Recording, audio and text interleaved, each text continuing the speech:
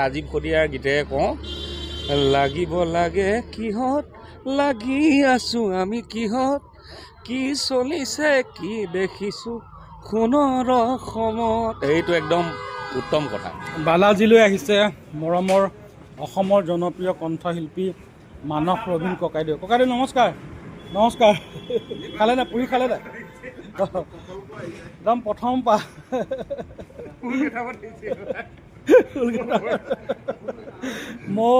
মৌনে কি আছিলে? ঠিক আছে, আমি নতুন কথা বতৰা কিবা আছে যদি সুধিম। শিৱাজী মানে নমস্কাৰ পুৰি খাম বুলি পেলাই হেৰি হৈ যায় আৰু বালাজীলৈ কোনোবা আহিলে আমি গমো পাই যাওঁ আৰু লগতে আমি খাবলৈও পাওঁ। সেইকাৰণে মানস ককাইদেউ আহিছে। মানস এনেকে অসমত ডাঙৰ ডাঙৰ ব্যক্তিবোৰ আহি থাকক, আমিও খাবলৈ পাই থাকিম।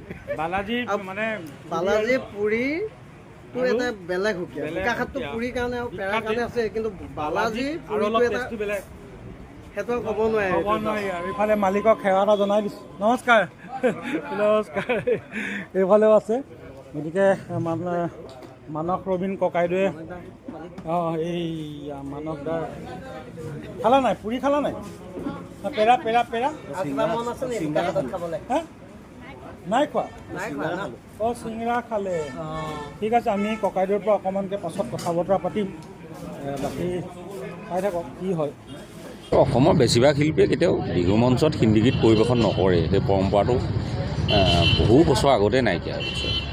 যিসকল 2-4 গোটা চাগে শিল্পীয়ে মুম্বাইতো গীত পৰিৱেশন কৰিছে, তেওঁলোকক অনুৰোধ কৰিলে, শ্ৰোতাই অনুৰোধ কৰিলে কেতিয়াবা 2-এটা গীত গোৱাটো এটা সুকীয়া কথা। তাৰ বাহিৰে তেনেকুৱা একো নাই। আৰু বিহুৰ আহ্বানটো ঠিক মানে কি, যদি বিহু মঞ্চতে যদি আৰু ঢেৰ হিন্দী গান গাই থাকে, বিহু মঞ্চৰ নাম নিদিয়ে ভাল, আৰু এইটো বেলেগ অনুষ্ঠানৰ নাম দিয়া ভাল হ'ব। সেইকাৰণে গতিকে মই এইটোত বিৰোধ কৰিবলগীয়া একো নাই আৰু নিজে কেতিয়াও নাগাওঁ। ঋতু কলিতাৰ যিটো সাহিত্যৰ ওপৰত বহুত শিল্পী সমাজত সলনি চলিছিলে বা ইয়াক প্ৰতিক্ৰিয়া সৃষ্টি হৈছিলে, এৰেছো হৈছিলে, কি ক'ব লাগিব?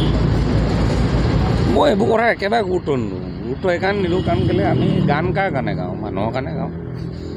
যদি আমাৰ গান গোৱাটো লৈ কিবা অসুবিধা হৈছে বা আমাক যদি কোনোবাই আঙুলি ধৰে, মানুহে তাৰ প্ৰত্যুত্তৰ দিব লাগিব ন। মইনো নিজে কিয় প্ৰত্যুত্তৰ দিব লাগে?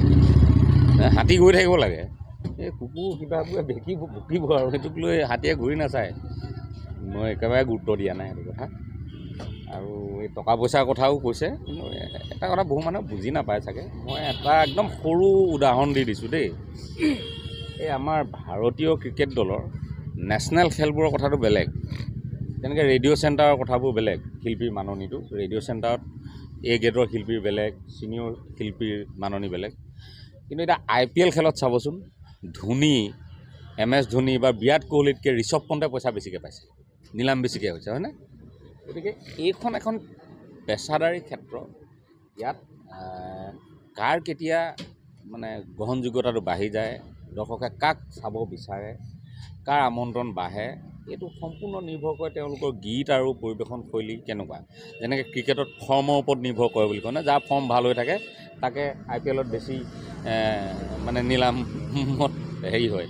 গতিকে এইটো তেনেকুৱা ধৰণৰ এটা কথা। গতিকে এইটো কথাক লৈ কোনো হেৰি কৰিব নালাগে, কাৰণ পেচাদাৰী শিল্পীৰ এটা নিজস্ব পাৰিশ্ৰমিক নিৰ্ধাৰণ কৰে আৰু সেইটোত কোনোবাই ভাল পালে নিব, কোনোবাই বেয়া পালে নিনিব, আৰু তাততো কোনো জবৰদস্তি কৰিবলগীয়া নাথাকে। গতিকে এইবোৰক লৈ অনাহুত বিতৰ্ক। অসমত ভাবিবলগীয়া বহুত কথা আছে, চিন্তা কৰিবলগীয়া ঢেৰ সমস্যা আছে। সেইকাৰণে ৰাজীৱ শদিয়াৰ গীতেৰে কওঁ, লাগিব লাগে কিহত লাগি আছোঁ আমি কিহত, কি চলিছে কি দেখিছোঁ সোণৰ অসমত। এইটো একদম উত্তম কথা। লাগিব লাগে কিহত আৰু লাগি আছোঁ কিহত। কেতিয়াবা অদৰকাৰী কথাবোৰ লাগি থাকিব নালাগে, সময় নষ্ট কৰিব নালাগে, নিজৰ নিজৰ কাম আছে, সকলোৱে কৰিব লাগে। নতুন গীত কিবা আছে আপোনাৰ? এই নতুন কি আহি আছে? মই নতুনকৈ একো কৰা নাই। মই জোনবাই নিৰ্মাণ কৰিম, এই কামত লাগি আছোঁ। তাৰ ৰেকৰ্ডিং চলি আছে, কিন্তু মই এতিয়া ক'বলগীয়া অৱস্থালৈ অহা নাই। বাকী বিহু কৰিব মানে বিহুলৈ মাতিছে, বহুত ঠাইলৈকে মাতিছে, এবাৰো যাম। গতিকে সেইটোৱে, আমি কাকো কোনদিনা ক'বলগীয়া হোৱা নাই। কাৰণ কেলৈ যে কমিটি এখনত বহুতখিনি মানুহ থাকে ন, এইখিনি মানুহেতো মোৰ কথা কয় মানুহক মাতিব লাগে তেনেধৰণে আমাৰ নিমন্ত্ৰণবোৰ আহি থাকে আমাক ভাল পোৱা এইখিনি মানুহ থাকে মই এইটো দাবী নকৰোঁ যে সকলো মানুহে ভাল পায় ভাল পোৱা মানুহ এইখিনি আছে অসমৰ অৰঙে দৰঙে এইখিনি ভাল পোৱা মানুহ আছে আৰু সেই মানুহখিনিৰ মৰমতেই আমিও জীয়াই আছোঁ এইটো স্বীকাৰ কৰিবই লাগিব ধন্যবাদ এইটো এটা একেবাৰে অদৰকাৰী কথা এটা সুধিছে বলিউড হলিউড কত কি গায়ক গায়িকা আহিলে সকলোৱে সকলো ধৰণে আদৰি লয় হা লতা মংগেশকাৰে কিমান অসমীয়া গীত গাইছিলে উষা মংগেশকাৰে কিমান অসমীয়া গীত গাইছে হা উষা মংগেশকাৰেও অসমত প্ৰগ্ৰেম কৰি গৈছে উষা উৎসৱে প্ৰগ্ৰেম কৰা নাছিলে উষা উৎসৱেও প্ৰগ্ৰেম কৰি গৈছে বিহু সময়তে প্ৰগ্ৰেম কৰি গৈছে তাক লৈ কোনো সন্ধিয়া নবলগীয়া বা ভয় কৰিবলগীয়া কি কথাটো আছে অসমৰ অৰঙে দৰঙে ইমান বিহু অনুষ্ঠান হয় কোনো কাৰোবাক যদি ক'ৰবালৈ মাতে কাৰোবাক ক'ৰবালৈ মাতিব একো কথা এইবোৰ একেবাৰে অদৰকাৰী কথা মই এইটো একেবাৰে তিলিকিটা উৰাই নিওঁ এনেকুৱা কথা মই সোমাই থাকিবলৈ বেয়া পাওঁ এইবোৰ কথাৰ মাজত আৰু যি প্ৰকৃত শিল্পী তেওঁ সত্তাটোক ৰাইজে ৰক্ষণাবেক্ষণ দিব তেওঁ একো চিন্তা কৰিব নালাগে মই এইটো ভাবোঁ